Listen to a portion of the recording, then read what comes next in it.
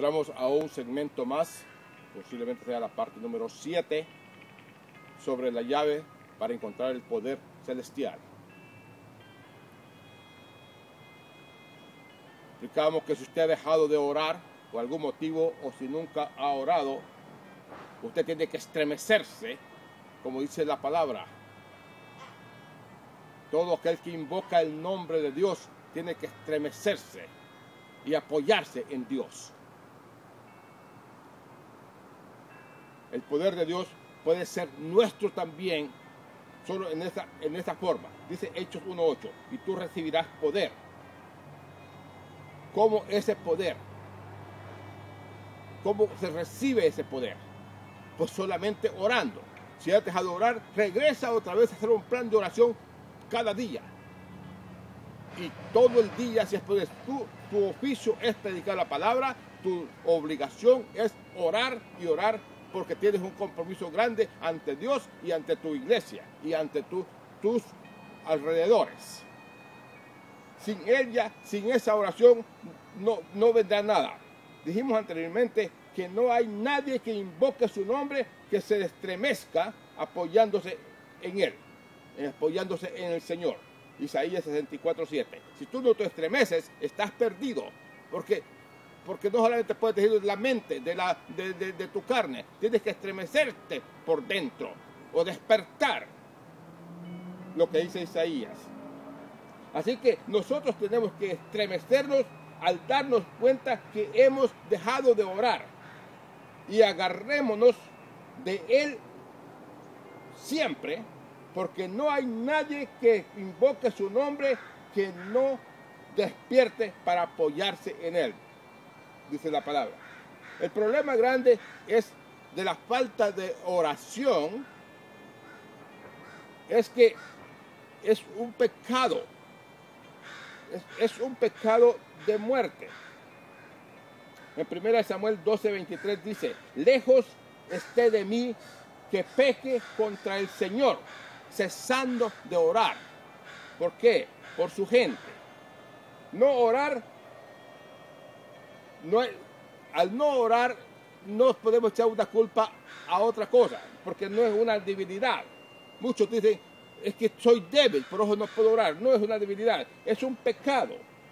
Y si Samuel se lo dijo a Israel, de que no podía dejar de orar por él, ¿por qué no se lo aplicamos nosotros a nuestra iglesia, a nuestra familia, a nuestros vecinos, a nuestra colonia, a nuestro pueblo? No orar es un resultado de la caída. Cuando Adán decidió y entró en pecado, el pecado entró en su corazón y la comunicación con Dios se perdió. Esta comunicación es la que nosotros tenemos cuando nosotros oramos con Dios. Cuando el pecado entró en el corazón de Adán, la comunicación se perdió. Y así que cuando usted acepta el pecado, cuando usted decide pecar, su oración muere. Los pecados vienen a partir de ese momento como lluvia, porque usted ha dejado de orar. Pero cuando usted comienza otra vez un plan de oración, el pecado es destruido. Así que el pecado te ataca cuando no oras, pero se destruye cuando tú comienzas otra vez a orar. Observemos lo que pasa cuando se ora. Cuando se ora intensamente y constantemente e incesantemente. Mire lo que pasa. Oiga bien, esto es bien importante para los que todavía no han decidido entrar en el camino del Señor. Segunda de Crónicas 26:5. Y persistió, estoy hablando del rey Usías, y persistió en buscar a Dios en los días de Zacarías, quien tenía entendimiento por medio de la visión de Dios, y mientras buscó al Señor, Dios los prosperó. Usías, joven de 16 años, rey por 52 años de Israel, joven, rico y rey, buscaba a Dios con desesperación y los resultados fueron prosperidad. Nosotros alguna vez tenemos una pequeña cosa ya de prosperidad y nosotros nos olvidamos de Dios. El hombre era joven, era rico y era rey. Y buscó a Dios con toda su mente, con toda su alma, con todo su espíritu. Y la prosperidad era grande. Entonces, la oración es la llave, es la clave para nuestras vidas. Buscar a Dios es la llave, es la victoria en la vida tuya y en la vida mía. En 1 Corintios 9:27, Pablo dice: pongo mi cuerpo bajo sujeción. No vaya a ser que predicando a otros yo sea descalificado. Algunas veces no queremos orar. Nosotros no queremos hacer un esfuerzo suficiente para decir doblar mis rodillas cada día. Porque es costoso para muchas personas. Porque el enemigo los perturba en el oído. Les dice muchas cosas y entonces los regresa. Los manda a hacer cosas que no tienen que hacer. Y andan hablando cosas que no tienen que hablar. Entonces, para poder nosotros tener resultados grandes, como a muchos les interesa la prosperidad, y la prosperidad estoy hablando prosperar en todo, como dice la palabra, entonces nosotros tenemos que sujetar la carne, porque la carne es débil, la carne lo lleva a los caminos del enemigo. Poner nuestro cuerpo como esclavo, eso es sujetar la carne. Que él haga lo que el Espíritu dice, porque decíamos que la carne es menor que el alma y el alma menor que el Espíritu. Entonces el Espíritu tiene poder sobre el alma y tiene poder sobre la carne. Al ponerlo bajo control, si no lo hacemos, nosotros podemos ser descalificados aún del reino de Dios.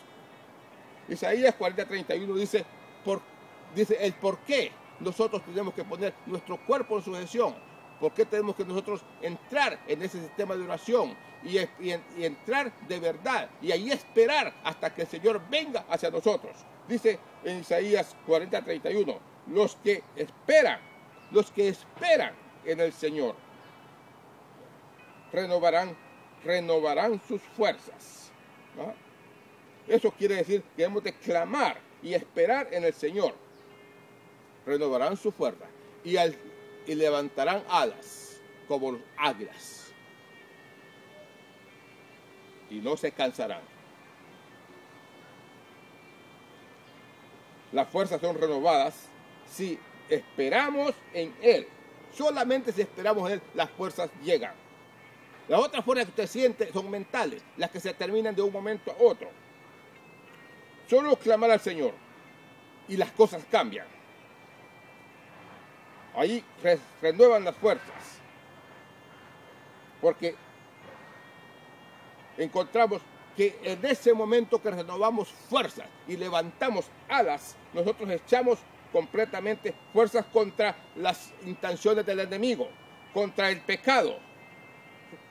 Tenemos aliento sobre las ataduras y contra las contaminaciones. Entonces, el deber de nosotros, ¿cuál es mi deber? ¿Cuál es su deber? Es tomar una parte. La parte mía es arrodillarme cada día, las veces que pueda del día, y esperar en el Señor su respuesta. 1, 2, 3, 4, 5 veces al día. Clamar al Señor y darle mi tiempo. Es lo más importante. Su tiempo suficiente. Y no tiene tiempo del día, pues tiene toda la noche para hacerlo, para escoger un tiempo de silencio. Maravilloso. El enemigo pelea por ese tiempo. El enemigo está allí enojado por ese tiempo. Esa área la ataca grandemente. Pero mi responsabilidad es no dejar que el diablo, que ese enemigo, gane.